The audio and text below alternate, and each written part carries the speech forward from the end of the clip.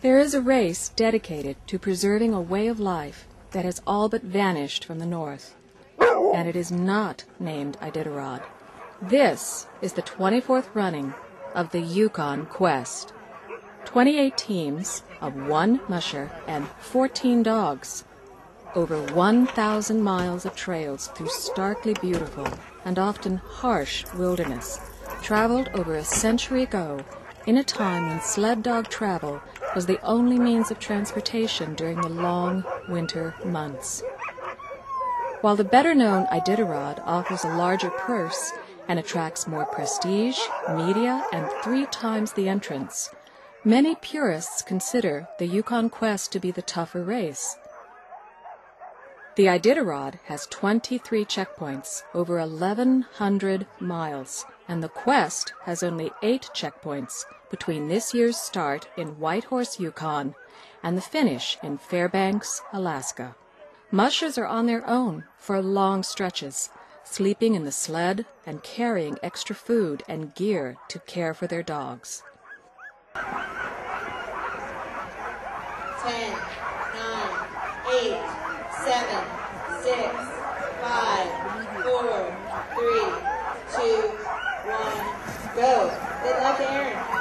The quest, if you will, for each individual musher can be quite different. We always say that there's a front, middle, and back of the pack. The front runners are trying for the top 10. The middle of the pack are up-and-coming mushers or experienced mushers who are having a challenging run. And the back of the pack tend to be those who just want to see if they can do it. They may only run it once, and if they're successful, they'll wear that finisher's patch as a badge of honor for the rest of their lives. You have to dedicate 365 days a year, 24 hours a day. To this event. You can't do it part-time and run in the elite levels. Okay, it's just impossible. And you have to be able to learn from everything you do and gain experience through trial and error. Race a lot, spend an awful lot of miles, thousands of miles on the back of a sled, you know, with your dogs, and then have really good breeding and care for your animals.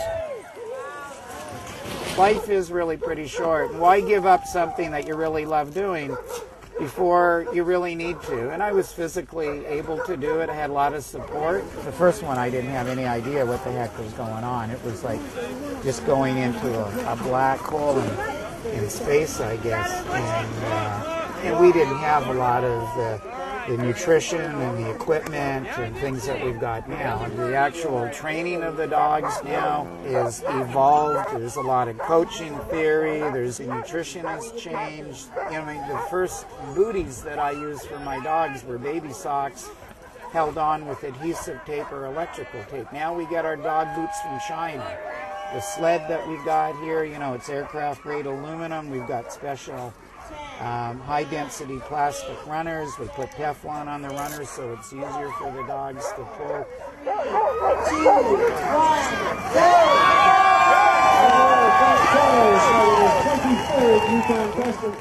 Just the sheer love of the, desire to win and love of the sport, And I grew up in this sport. We've all been racing dogs since we were little guys, and we have to thank our father for that. He's a proud, proud man.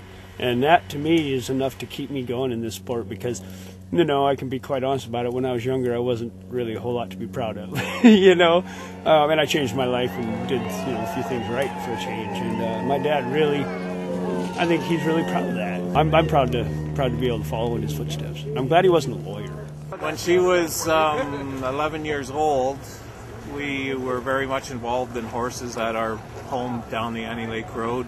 But Cara was always working with our 2 house dogs, a Jack Russell Terrier and a Rottweiler, doing obedience training and agility training. She connected with dogs better than she connected with horses and took those dogs to obedience titles. And a musher down the road from us witnessed her working with dogs and thought that she might be able to help him with fixing a problem with his sled dogs. Went out and ran the dogs, and then afterwards he told me I was welcome to come over whenever I want, and I can just spend time with the dogs, and he'll take me out on the four-wheeler. And so I did. I just kept coming, and I'd help him with clean the yard and, you know, whatever, just hang out and stuff. And that was it. She was hooked. We got into the fall that year, and there was a girl in Atland who was going to university who had, I think it was 8 dogs, and they needed a home. So Kyra asked if she could have those dogs to start with, and that's how we got going. And it really has consumed the whole family. It's not a sport that just one person can do on their own. This has involved our whole family. My wife is in the dog yard a great deal, and Mom and Dad do trail grooming and sewing of dog coats and helping her feed the dogs when she has social things to go to. But it's 85% of the time with the dogs is all Kyra. The sport is very expensive. I think last year the budget was close to $30,000 to get her to the start line in Fairbanks last year, only to have a big storm take her out of the race. I think mainly it just depends on how long you've been running dogs for. I would have an advantage over someone that's been running dogs for 3 years, and somebody that's been running them for 20 would probably have an advantage over me. The thing with mushing is all the mushers, the competitors, are all, they're friends. They're, nobody's nasty to each other. It's a very friendly competition, and, we're definitely competing, but you get to the checkpoint and your buddies, and, even on the trail and stuff, people camp together, and, you're in this sort of together. But I mean, the hazards, I don't look forward to the hazards on the trail, like summits and overflow and ice and stuff like that. Cold weather, I mean, definitely being out in minus 40, 50 weather is not exactly the safest thing in the world either. Okay, cool. So I got 3 minutes? Yeah, you betcha.